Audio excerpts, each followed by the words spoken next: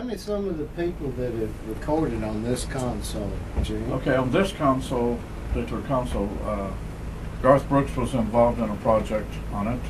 Merle Haggard did part of his Time Life Christmas album on it. George Jones did a gospel project for a company on this console. We did Crystal Gale, Lee Greenwood, Man, oh man. and gospel projects for this company.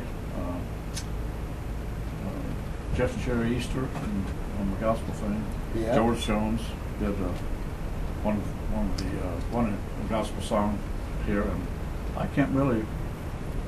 We've done Stonewall Jackson and a bunch of different people.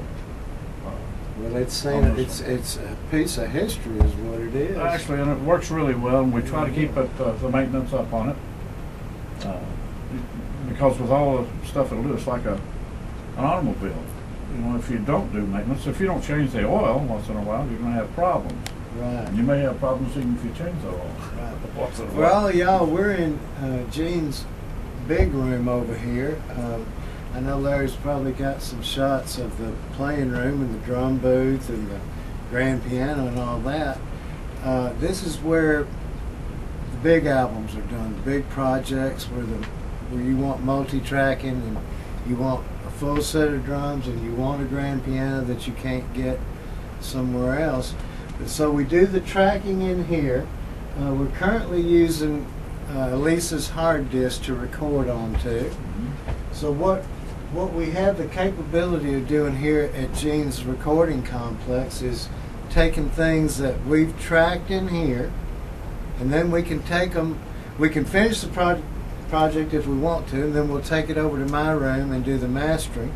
Or if another project comes in right behind it and we want to finish up a multi-track project over in my room, we can take the multi-track, and I'll show you where we can take it over here and bring it up on Pro Tools, and we can do auto pitch correction. Tuning. We can do Vocal tuning. we can do the tuning, and it's an overdub situation. It just saves a lot of time, and it keeps us from having to use the big room all the time.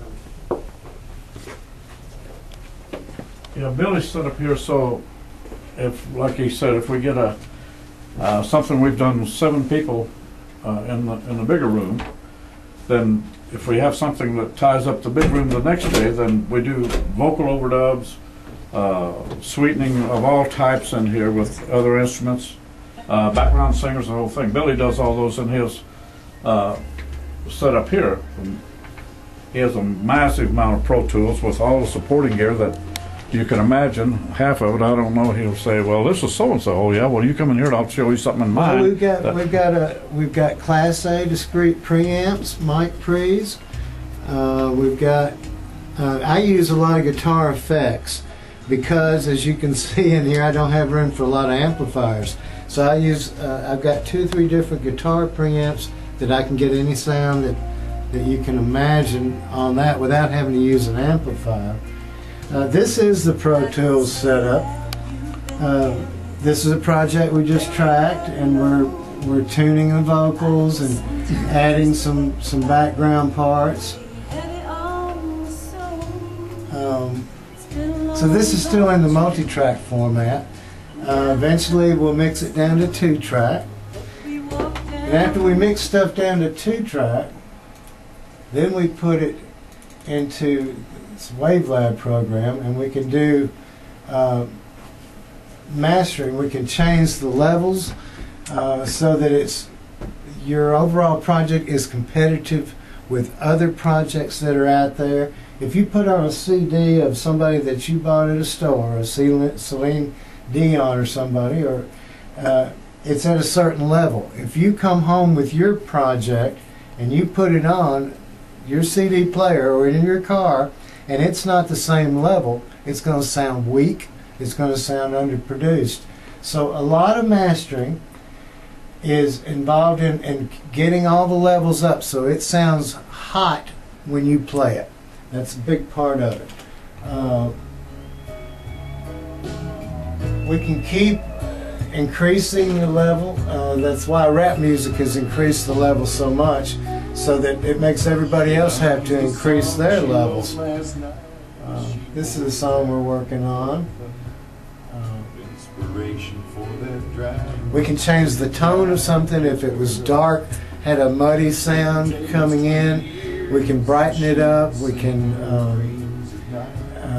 if it's too bright, we can make it sound darker and fuller. It's just, this is the stage of a song production where the actual tone that you hear on the radio or on your home stereo, it's where we put all the tone into it. And that's basically what mastering is. And editing. And then the editing process, where we clean up the beginning. You might have a count at the beginning of something that's too close to get in the big room, then we would edit it here, because I can go in as close as we want to get. These are the smallest samples you know that you can see. It's how fast it moves across the program. And we can go in, we can take out measures if we want to. If something's too long, we can take it, make it shorter. We can copy one section of a song, paste it into another place on the song. If you can get it right once, we can almost create anything from it. And just take out a bad note with a guitar or whatever. Take out a bad note. With the editing. Or replace it with a good note. That's where all the editing comes into play. Tell the people about your background, Billy. Just kick back, relax, look at the... Gene, you can sit down if you want. I was a piano player all my life, music major in college. I played with several artists on the road in the early 80s, late 70s, Jeannie C. Riley, David Allan Coe, people like that. And during that period, I met my wife, who was Jeannie C. Riley's agent, and Ginger later on became vice president at William Morris, and has since retired from there.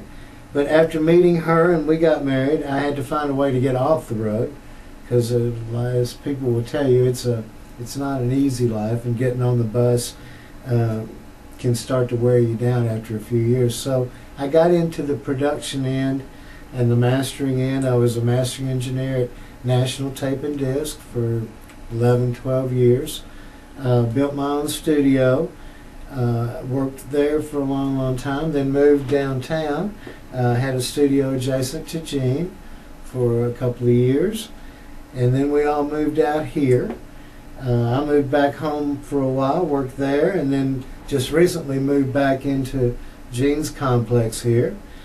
He's graciously allowed me to work with him and try to further develop the services that he can offer the recording community. Under this one roof now, you've got a big room that you can do tracking in. You've got a small room for mastering and editing. We have song pluggers, we've got guitar techs, we've got electronic techs. All under one roof, you can walk out with a full product that's ready to go on the radio, that's ready to have a CD made. And that's what we're offering.